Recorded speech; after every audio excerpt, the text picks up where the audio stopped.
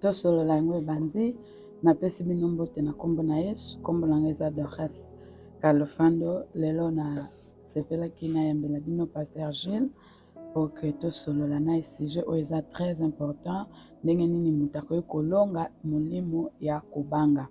Pasteur Gilles, bonjour et bienvenue na tosolola. Bonjour. Amona batu bazotala yo. Juste dire que nzamba pambola moko na moko azo landa biso lelo et que apambola susu bino pona se concentrer pona kolanda ka émission au chaque fois il y a trop de bons sujets il y a to ezalaka développer na émission et God bless you.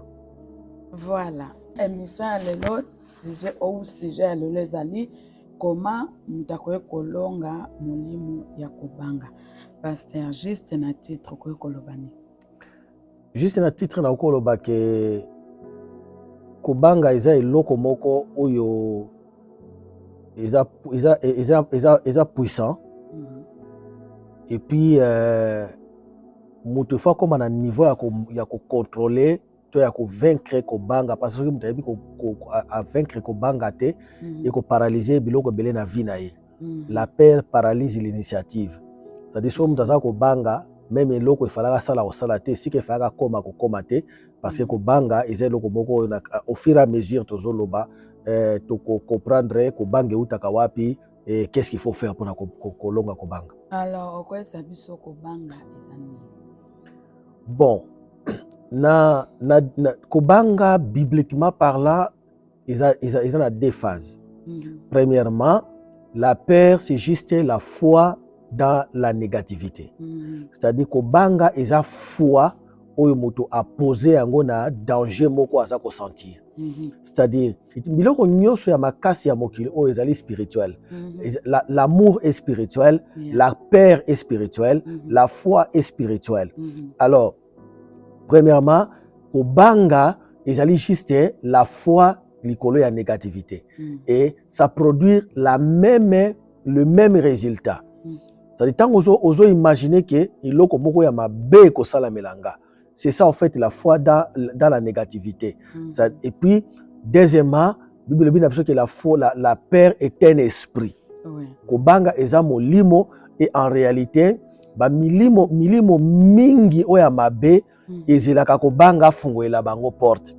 La peur c'est comme un esprit leader. Ce qui kobanga sa fungoli porte milimo nyonso etikali et on a la facilité à kokota na kati na vie ya moto. Donc nous avons deux explications sur la peur. Premièrement, la peur c'est la foi dans le négatif. Et puis la peur c'est un esprit. Voilà. Alors tango lobi kobanga eza kocha kondima na négativité. Est-ce qu'il y a une différence entre kobanga et négativité? Est-ce que différence c'est ça? Différence c'est parce que kobanga ezali foi mais négativité ezali événement nyonso ya mabe ozo ko s'attendre nango. Bible bina biso na Hébreux chapitre 11 verset 1er, la foi est une ferme assurance des choses qu'on espère. Une démonstration des choses qu'on ne voit pas. La foi c'est une ferme assurance ya eloko za ko penser za ko espérer que koya. Alors tango tie kobanga eza nini? Ezali foi oyo otie na c'est une ferme assurance par exemple na liwa ozo mona na ningi na kufa. C'est-à-dire otie ferme assurance na maladie, otie ferme assurance na destruction o moko zo sentir que yango mutu zo yela ngai. Alors quand tu mets la ferme assurance na eloko wana eko sala melayo parce que eza foi mais seulement aujourd'hui foi na yo otiango place ya mabe. Alors difficulté to négativité eza eloko nyonso oyo ko mema bénéfice na kati na vie na yo. Par exemple ko kufa, sécheresse, danger, accident moko boye, tout ça ce sont des choses négatives oyo soko aujourd'hui foi na yo otiango kuna automatiquement na kati na procédure wana foi se transformer na kobanga. Et comme tu crois à quelque chose de mauvaise qui va t'arriver. Alors, la peur, ezali esprit, la peur, ezali foi dans les négatifs, et puis, négativité, ezali loko nyonso, oyo eko produire bolamu te pour attirer na yo. Voilà, négativité, ezali loko nyonso, oyo eko produire le côté ya malamu kati na yo na kanisa bandeko bozwi éclaircissement sur la peur et puis négativité. Alors pasteur,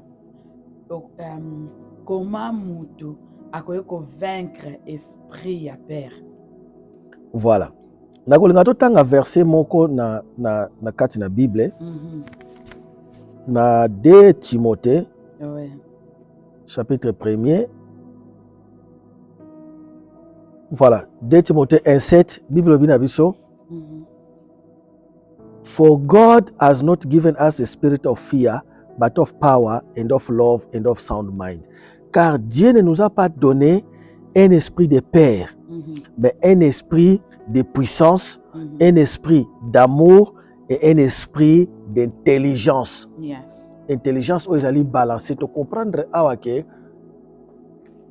pona eloko moko. Bilobi car Dieu ne nous a pas donné un esprit de peur, mais un esprit d'amour, un esprit de puissance, un esprit d'amour et un esprit il y a intelligence balancée, un esprit d'intelligence. Awa anglais utilisé le terme sound mind. Sound mind is la moto na balance na esprit na intelligence na ye. Alors ça coûte 3 choses pour na convaincre kaka un esprit, pour na convaincre ko banga. Balobi awa un esprit de puissance, un esprit d'amour et un esprit à intelligence balancée.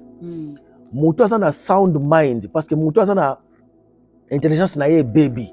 Tozi par exemple mutali boma ko lakisa e Gillette oyebisi ke no moni Gillette oyo nazo kata nzete oyo longwa kuna na kata nzete to na kata immeuble na Gillette immeuble ko koya mutali boma ko mazana mutu na eza balancer te akubanga.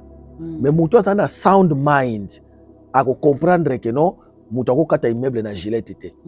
Alors pour na convaincre ko banga, il y a 3 choses il faut à la mise en place. Première chose, la connaissance de la puissance de Dieu. Donc il faut comprendre que Dieu est puissant. Par rapport na eloko oyo elingi oyo zo banga. Ce qui mutu a maîtrisé la puissance ya Nzambe te. Akobanga diable, akobanga danger zo lingeye la e. Pourquoi? Parce que a maîtrisé puissance ya Nzambe te. C'est dans la nature déchue de l'homme. Ils ont la nature, il y a échec, il y a moto. Depuis moto a quoi na jardin d'Éden. Ko bange kota na kati ya nature ya na ye. Yango moni même tango anja bimelaka batu. La première des choses à ko bisa moto lobi ko banga te. Parce que c'est ils ont na kati ya ADN ya l'homme déchu que ce que loko moko oyo et yelié ou azana maîtrise nangote ou contrôler nangote. La première chose qui se manifeste dans l'homme c'est la peur. Ezali, je ne pense pas que tata moko ya musclé ya 40 ans akomona mwana moko ya moke ya 3 ans akangi likofi pe ya banga akobanga te parce que ayebi ke azana capacité physique ya ko maîtriser mwana wana. Alors to banga ka parce que système interne ya moto eyebi c'est que no tu ne peux rien contre ça. Et tant que tu comprends qu'il n'a rien contre ça, automatiquement sentiment ya peur est yé. Or, pour convaincre le sentiment de peur, première des choses, il faut comprendre the power of God. Puissance nini oyo Nzambe azanango. Alors, abinza ba pesi biso esprit de puissance. Deuxième des choses, esprit d'amour. Pour longa ko banga. La deuxième chose il faut zanango, il faut comprendre l'amour de Dieu envers toi. Bolingo o Nzamba zanango et paina yo. Et que Dieu même kaki ko tike loko oyo et détruire ngaite. Tozu exemple kotala toyebi amour ya moto et pas mwasi na ye, to amour ya mwasi et pas ya mobali na ye. Et tant moi mwasi yebi ke mobali o aza mobali nanga et que alinga kanga. Ayebi ke soki loko komeli ye, mobali ne aza wana akokanga maboko te. Alors, il faut comme la dimension à comprendre l'amour de Dieu Nzamba linginga tellement, non seulement linginga, mais il est puissant. Il m'aime et il est puissant. À kotikanga la situation oyote. Donc le ko yuko détruire ngaite. Alors troisième chose la Bible dit qu'on a convaincre ko banga, le Bible nzamba pesi biso esprit à sound mind. C'est-à-dire esprit à intelligence na yo ezala balancer. En tant qu'enfant de Dieu et loko oyo yuko sala ngai et loko te. Nde na fani na kiti oyo jamais na okolo bakino na ofana kiti na ko banga parce que mémoire nanga mutu nangezo fonctionner. D'abord kiti oyo etongama po supporter poids ya mutu. Alors so mutu na sound mind te okoba keba ko fana kiti ate ko buka na ko mona pa kiti ko buka na te me abangi. Oui. Donc trois choses il faut qu'on mettre en place. La première des choses, il faut comprendre la puissance de Dieu. Dieu est tellement puissant qu'il est là pour détruire yote quand tu mets ta foi en Dieu. Deuxième des choses, comprendre combien Dieu t'aime. Nzamba lingi yo kakotika yo oza détruire. Bilobi nami ngongo na biso ya malamu te, mais Dieu siège au milieu des louanges de son peuple. Oui. Pourquoi? Parce qu'il aime son peuple, que même si ngongo na biso bato zaka malamu te ko leka ba ange bazo ko adorer koto yo, mais ye attention na ye ezaka ka na bato bazo adorer plus na se ya mai na mokili awa. Because à cause de son amour envers nous. Donc je vois qu'il y a lobby moi mingi. Donc pour to summarize, en fait, pour abréger, c'est-à-dire il y a trois choses. Il faut muta comprendre la puissance de Dieu, il faut muta comprendre l'amour de Dieu, et puis il faut muta tambola na intelligence balancée à tant que moi en Nzambe pour longa kobanga. Voilà, faut qu'on comprenne trois choses pour longa kobanga. À part Timothée ou Topesa biso. Est-ce que ça n'a pas verset biblique mususu oyo eko aider bato bandeko bazotala biso babanga ka mingi. Donc kobanga na bango elongwa esprit moko kuma ba esprit po atalinga ke nekoteka zo banga so na teka est-ce que na ko réussir na koteka na tika na te. Est-ce que ça n'a pas verset mususu eko kwa appuyer eko aider bango tant ba fa na banda batangaka po babima na kati ya molimo ya kobanga. Donc comprendre d'abord que ils ont un intérêt na biso personnel en tant que moi en Nzambe. Ils ont un intérêt makasi à développer rapidement le fait de ne pas avoir peur. Oui. Batu mingi bakufa na accident mute bomi ete. Oui. Kobanga mute bomi. C'est tant monika accident tashe matimba la moko et sur les chats akufi même avant impact. Or so kazaki na kobanga te impact wana ngesa eloko te pe tanga zoka bukani mais akufi au fait na émotion wana. Job chapitre 3 verset 25. Bible bina biso bo. Les choses que je crains m'ont arrivé. Oui. Biloko eo na bandaki kobanga. Angla lobi for the things I greatly feared has come upon me. Yeah. La peur comme la foi attire des choses. Oui. Si tu as foi na guérison, foi ne kubenda guérison. Oui. Si tu as foi na danger, na eloko moko ya mabe, foi na eko peur wana eko benda eloko wana. Oui. La peur d'une chose provoque l'arrivée de la chose. Oui. Eloko oso banga oza ko benda yango esalama. Alors Job alobi makambu ona bandaki ko banga. Yango ne moto ekomelinga. Oui. Donc eza intérêt na biso ya kolongola ko banga pembeni na biso noki noki. Tuzape susu na Esaïe 43. Oui. Bandeko boko maka. Tuzana Esaïe 43. Esaïe moko oto yebi yango batu mingi ba yebi yango. Oui. Alors Esaïe 43 à partir du verset 1er. Ainsi dit l'Éternel qui t'a créé au Jacob, celui qui t'a formé au Israël. Ne crains rien. Awa Nzamba azoloba na Jacob, azoloba na ngai, azoloba na yo, abi ngamu na forma kiyo, ngamu na créa kiyo, ngamu tu na yebi yo, alobi ko banga eloko te. Abi ne crains rien. Rien égale rien. c'est-à-dire nyonso eza na kati ya rien. Kobanga kufa te, kobanga maladie te, kobanga sécheresse te, kobanga eloko te. Tobosa na Job 3:25 te, eloko oso banga ozobendango. Eloko oso banga ozobendango. Abi kobanga eloko moko te, ne crée rien. Car je t'ai racheté. Je t'appelle par ton nom, tu es à moi. Oui. Ozali yangai. Amen. Alors, omoni okomona ba sapatu mibale findi wana, et puis au lieu ko sakana na ngotuni mutana ngi sakana sapatu mibale oyo. Ale biso abino oyo ya koto eza ya président ya États-Unis, ya koto nde eza ya sentinelle moko na IPN. Okozwa ya nani po sakana nango? Ya sentinelle. Okozwa ya président ya États-Unis te. Parce que puissance ya eloko izo dépendre na mukolo nango. Yeah. Alors, awa Nzambe azoloba na Jacob alobi tu es à moi, tu m'appartiens.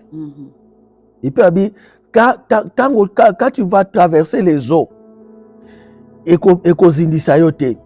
Donc, when you go through waters, ekozindisa yo te.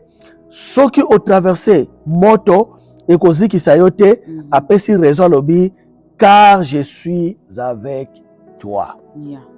Donc, il t'aime et il est avec toi. Et ça n'a bilo comme ça dans koloba awa. Dieu pouvait dire soki na moni mai na kosotise yo. Yeah. Soki na moni moto na kosotise yo. Mais alobi nengo na te. Parce que na ba mai mususu bakima kango te, o Dieu est obligé ko lekisa yo, ba moto mususu ko kima yango te, a ko faire traverser yango, mais garantie a pesi alobi na kozala na yo. La question qu'on peut se poser, nzambo lobi moto mai ekozindisa ngai te, moto ekozikisa ngai te, mutu so akoloba wana eza théorie. Mais nzambo azaka na théorie te, a démontrer biloko mibale na pratique. Alobi mai ekozindisa yo te, a démontrer yango tango Yesu asimbaki Pierre na liboko na ye, batambo aliko na mai bazinda te, azinda te. Alobi moto ekozikisa yo te, nzambo a démontrer yango na Daniel chapitre 3, bisika o Shadrach, Meshach na Abednego babwaka maka na moto, moto etumbaka bango te. C'est-à-dire quand Dieu dit que mai ekozindisa yo te, moto ekozikisa yo te, ce sont pas seulement des paroles à l'air, eza makambo oyo Nzambe asala na kati ya Bible. Longola kobanga, parce que kobanga ekofungola porte ya eloko ozo bange ya. Tout ce que tu crains, ozo ko inviter yango. Voilà. Place ya prière. Na vie ya mutu oyo azobanga ezani. Est-ce que prière eko changer de ko benga l'esprit ya kobanga na kati ya mutu? Non. Prière, la prière n'a rien à voir na molimo ya kobanga. Parce qu'il y a des gens qui prient dans la peur. C'est vrai. Ils ont bato so azobonde na kati ya kobanga. Mutu azotambola eke amoni a sentir chair de poule, to amoni lili moko bimiko na nzambe nanga sunga, et il prie dans la peur. Azobonde na kati ya kobanga. Or, on ne peut pas mentir au spirituel. Okokosa makama molimo te. Parce que bamonaka biso koleka biso, bayebiso koleka biso, bazana accès na bisiko biso tozo penser te. Omoni soki kutu mutu ko bana mutu azali boso na yo, azoloba osangelo kote, mozo sentir que azoloba azo banga. Ebongo milimo. Ah oui. Donc solution ya ko banga eza na kati ya prière te. Eza na kati ya biloko misato na lobi, connaissance ya puissance ya Nzambe, eza na kati ya compréhension ya amour o Nzambe azana ngo envers yo, ipoza na mutu tambo na intelligence moko balancée. Na ko episo kutu ke no mutu ayebi Nzambe bien, oza na confiance en Nzambe, abi bolingo na Nzambe. Ele omsuke bimeli ya briske mata demo to loko mungu mingi ba priaka te. A prier kutu te. Parce que azane calme abi ki akosala nga eloko te. Parce que celui qui est à moi est plus grand que celui qui est dans le monde. 1 Jean 4:4. Donc, prière, azana na impact mingi te pour na kosisa ko banga na kati na vie ya bato. Il y a des chrétiens qui prient trop, mais qui sont des véritables pérés, des pérés invétérés. Voilà, prière, les un impact te na makamba ko banga na esprit ya père. Alors, pasteur, na moment où tozo solo là, eza peut-être na ndeko moko aussi bapesi nouvelle moko ya mabe oyo abandi kobanga déjà ke mabe wana ekomela ye eza peut-être na mosusu bayebisi ye koza na cancer cancer na yo oye retard na hôpital erumeli déjà dans quelques mois okokufa asa bandi kose préparer asa préparer ndenge nini akokufa ndenge nini bakokunda ye ndenge nini makambo nyonso ekosalamela ye nini okoki koloba na bato ya lolenge oyo nakozonga kaka na 2 Timothée 1:7 oyo kotanga esika Bible ezoloba Dieu ne nous a pas donné un esprit de peur. Amen. Awa la Bible utilise le verbe donner. Alors on ne peut ce qui muta pesi yo et que yo oboyi kozwa et kofanda te. Moni. Alors tout esprit est donné et tout esprit est rejeté. C'est-à-dire la peur est un esprit. Dieu ne nous a pas donné un esprit de peur.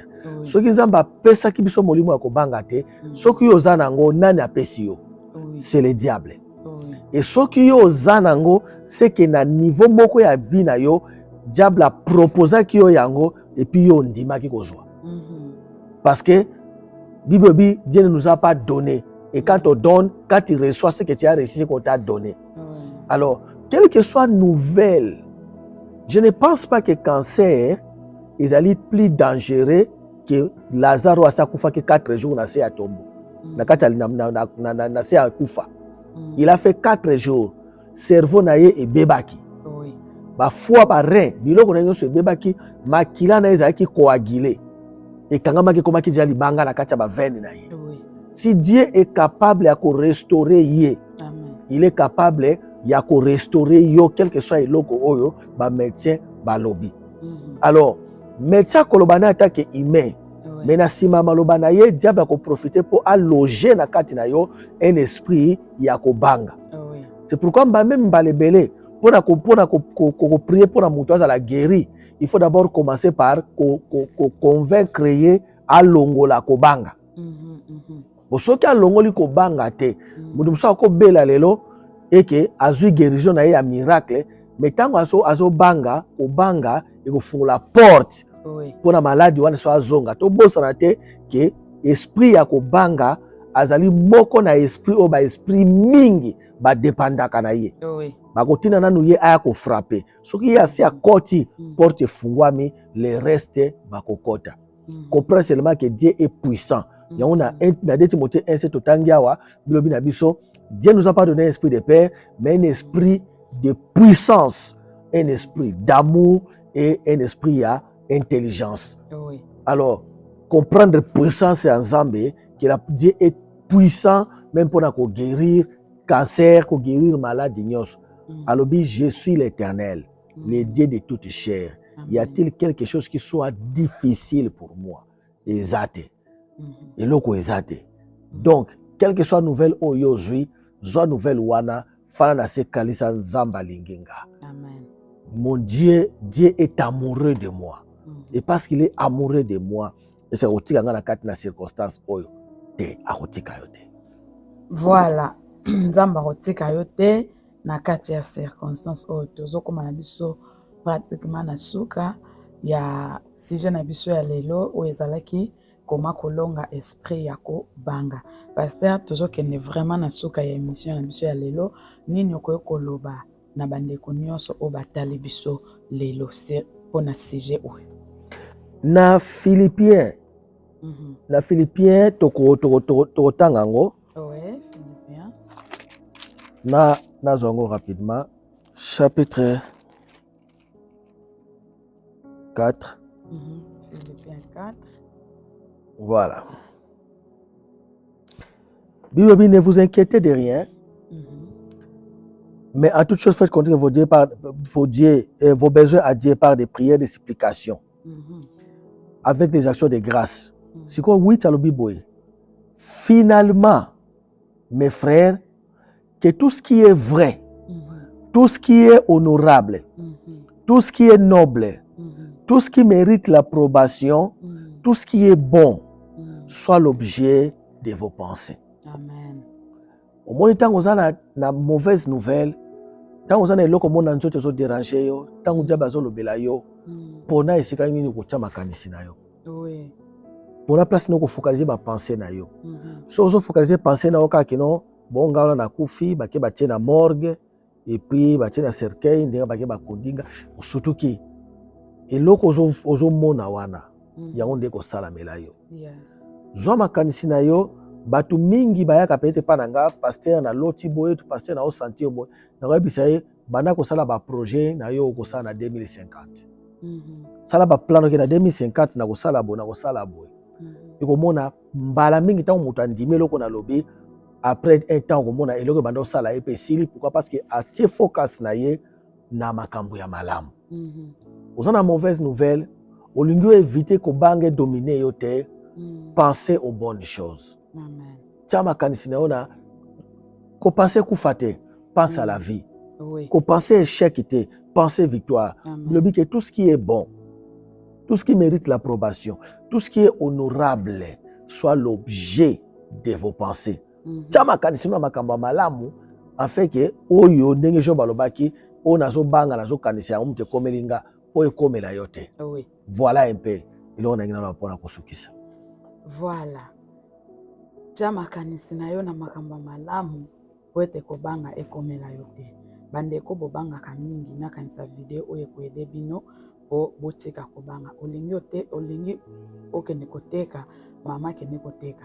Oza na projet ya kosala business, kende kosala projet na yo. Kokanisa te po ndeko wana esimbelaki ete yo mpe kosimba te. Ya ye esimbelaki ete wana eza ye, ya yo ekosimbela yo. Kanisa kaka ekosimbela yo. Kanisa bandeko nyonso basala makambo malamu esimbela bango, bima kende ekosimbela yo. Bobosana te kosabone, bobosana te kopartager, bobosana te kotika ba commentaire na bino ekosala biso bien. Un mot pour l'émission. Comme je l'ai dit au début, eza émission moko eza constructive. Eza ko pesa biso ba sujet malamu. Je vois beaucoup de bons serviteurs de Dieu bazoleka na émission na yo. Continuez ndenge wana et que bato yoka plus nzambe et prendre beaucoup de temps na prière. C'est une émission qui fortifie. Qui fortifie. Na ndi basali na nzambe mingi na émission oyo pasteur évangéliste Papi na monaki pasteur Bruno P. Donc tolanda émission oyo eko tonga foi na biso et puis ça biso espoir et puis ça biso makasi spécialement dans les spirituels. Amen. Voilà, bobo sanate ko s'abonner, bobo sanate ko partager nde na lobaka soki esungi yo te ekosunga ndeko moko tant yo zo partager ozo contribuer na musala ya Nzambe et puis Nzamba ko bosana te ko pambola yo ndeko ke sa business ko banga te esimba to solola.